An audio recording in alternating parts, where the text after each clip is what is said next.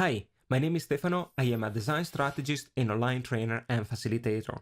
In this short video, I want to introduce you to the impact of strategic design in healthcare, and particularly focus on the patient journey mapping, which is a tool that we use in order to step out of our shoes as healthcare providers and focus on the experience of our patients.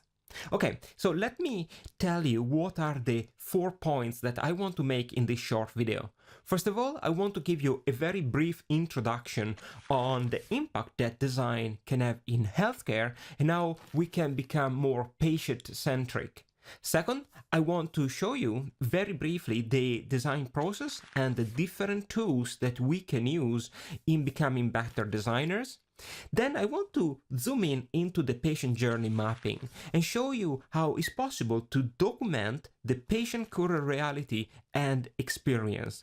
And then let me close this video giving you kind of an introduction on how it's possible to develop the mindset of the designer.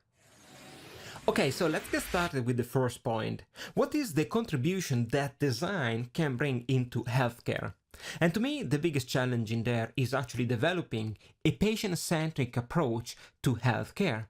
This means that we need to shift away from our job, the understanding of our job as providers of a cure, in many times can be a medicine, to start understanding the root cause that many times are behavioral that generate that disease.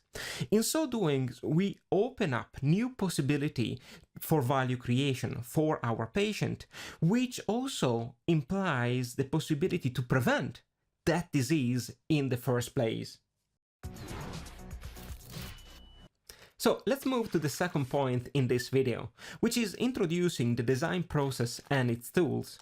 Now, there are many different frameworks that we can use in order to organize a design project, but in this presentation, I wanted to boil down to the main 4 steps of any design process.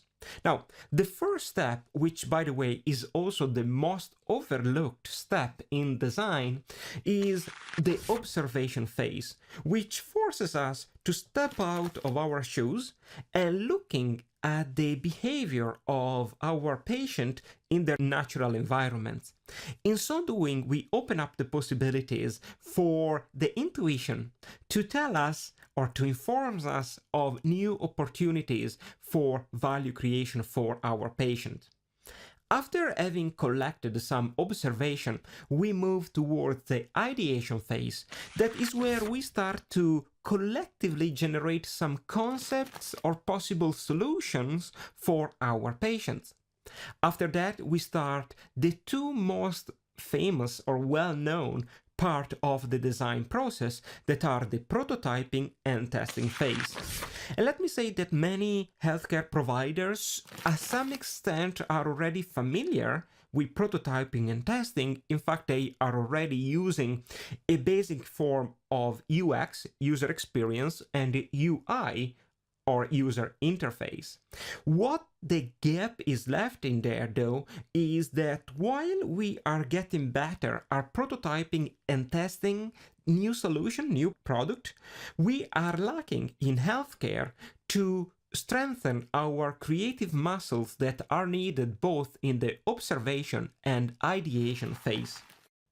In this third part of the video, let me introduce you to the patient journey mapping, which is a powerful tool that we use in the first step of the design process, the observation phase, that enables us to strengthen those creative muscles. Now, in order to visualize or to get started with the patient journey mapping, let me introduce you to an app that I use that enables us to move our creative effort, a team effort, from a physical to a digital space. What you see in front of you is a very large poster containing the different tools we use in the observation phase. For this video, let's zoom in into the patient journey mapping, which is, simply put, a process map of the positive and negative emotions that our persona is experiencing through the process. What is the first step in designing a patient journey mapping? Well, the first step is identifying which type of persona we want to chart out the journey mapping. And in this example, let's say that is a single mother with a young child. After identifying the persona, we need to be very clear on which experience we want to monitor. In this case, the visit to the GP.